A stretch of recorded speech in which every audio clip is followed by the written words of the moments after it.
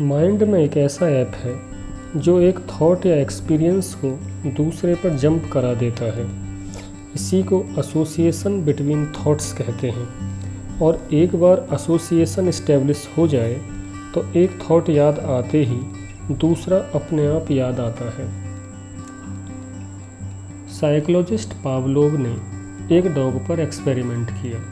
Pavlov पहले घंटी बजाते और फिर डॉग को खाना खिलाते। इस एक्सपेरिमेंट में पावलोव डॉग के मुंह में इंस्ट्रूमेंट से सलाइवा चेक करते।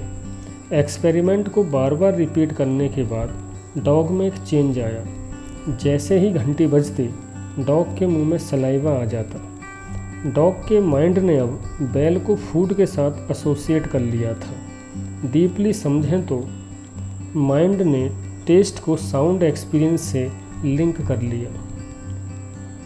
माइंड की ये क्वालिटी है कि सीरियल में होती हुई अपोजिट इवेंट्स को सिंगल इवेंट में ही देखता है। एसोसिएशन ऐप की हेल्प से माइंड 5 सेंस एक्सपीरियंस को कोऑर्डिनेट कर लेता है। एसोसिएशन की वजह से माइंड ऑटोमेटिकली एक थॉट को दूसरे थॉट पर जंप कर जाता है और ये जंपिंग इतनी मैकेनिकल या हैबिचुअल होती जाती है कि माइंड इस जंपिंग को रोक नहीं पाता है। सपोज कर लीजिए कि एक पर्सन अपनी पर्सनल सेटिस्फेक्शन को कार जैसे ऑब्जेक्ट से एसोसिएट कर लेता है और कार उसके पास नहीं है।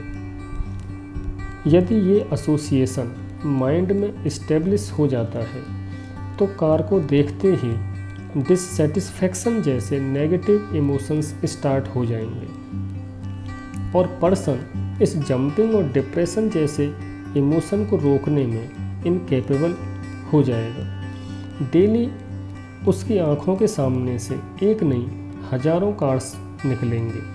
हर कार के साथ वही एसोसिएशन आता रहेगा और माइंड कार के सिवा कुछ नया नहीं सोचेगा और कार में ही उलझा रहेगा।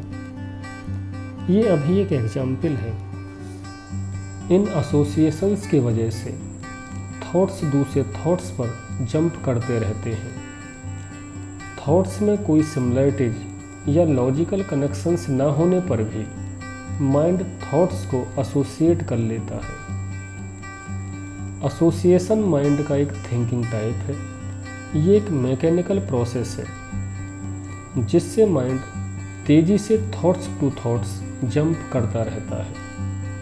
अक्सर माइंड बहुत सारे रॉन्ग एसोसिएशंस बना लेता है जिसकी वजह से माइंड डिस्ट्रैक्ट और मेमोरी डिस्टॉर्ट होती जाती है। रॉन्ग एसोसिएशंस माइंड को एक काम पर फोकस नहीं होने देते और यदि माइंड स्लीप में है तो ये रॉन्ग एसोसिएशंस ज़्यादा पावरफुल होते जाते हैं और माइंड की वर्किंग कैपेसिटी को ख़त्म कर देते हैं। हर आदमी के पास अपने अपने एसोसिएशंस होते हैं। इन रॉन्ग एसोसिएशंस को पहचानना मुश्किल होता है। अपना माइंड अपने रॉन्ग एसोसिएशंस को नहीं पहचान सकता। दूसरा माइंड आपके रॉन्ग एसोसिएशंस को बता सकता है और हमें यदि अपने रॉन्ग एसोसिएशंस का पता चल जाए तो उनको हटाने की कोशिश करनी चाहिए। अच्छा होगा कि माइंड अपने रॉन्ग एसोसिएशंस को अपने आप तलाश करे।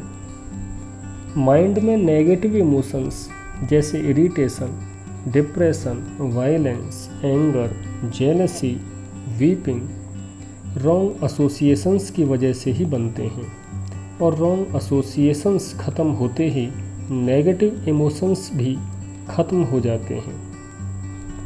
नेगेटिव इमोशंस को देखकर अपने रॉन्ग एसोसिएशंस को जाना जा सकता है और रॉन्ग एसोसिएशंस को समझकर उनको डिस्ट्रॉय किया जा सकता है।